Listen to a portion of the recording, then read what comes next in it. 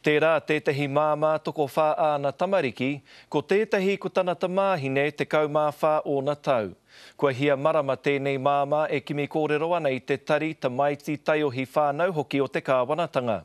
Engari hei tāna, kua taka atu ana inoi me ana tangi ki runga taringa kōhatu.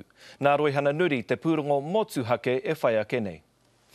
Ko te tangi a te māma mo tana tamaiti. Help my baby. Give me the support and help I need instead of trying to send her home and forget about her. What are they waiting for? For her to get lost in the system and then one day find her dead?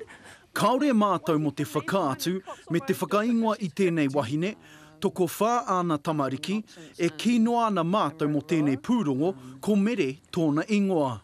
One day waiting for me to phone the cops on my own daughter because she's hurt my other children?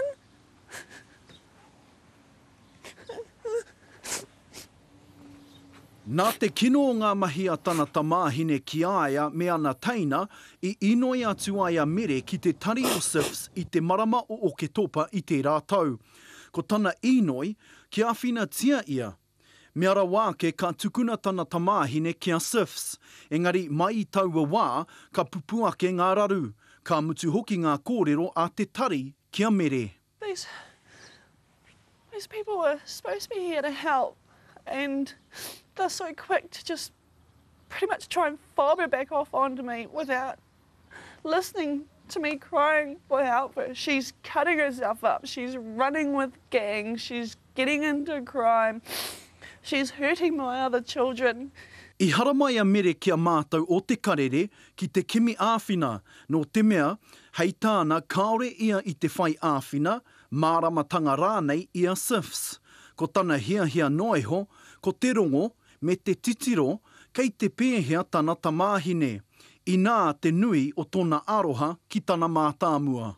Very confusing, very frustrating because every time I get passed on, nobody knows anything, no one can tell me anything.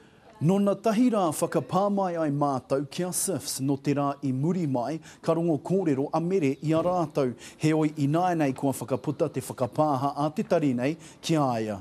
Are you a good mother? I'd like to think so. I'm not a perfect mum, I'm not the greatest mum, but I think I am a good mum. You know, I love my kids. E ai kia SIFS, kei raro tonu te kōtiro nei I tō rātou mana. Kia mutu rā no tētihi huinga a whānau, engari mō mere, ka whangaia kia whiwhi pōhiria ki haere ake ki taua hui. Roihana nuri, te karere. I kōta tāke nei I tai mai ai te kōrero a te tari ki a mātou o te karere, hei tā rātou kāore I tino pai a rātou mahi ki te māma o te kōtiro nei.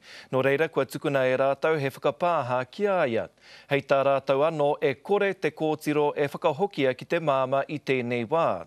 Ā, ka whakapau kaha tonu rātou ki te mahi tahi ki te whānau, kia pai ai te noho a ngā tamariki katoa.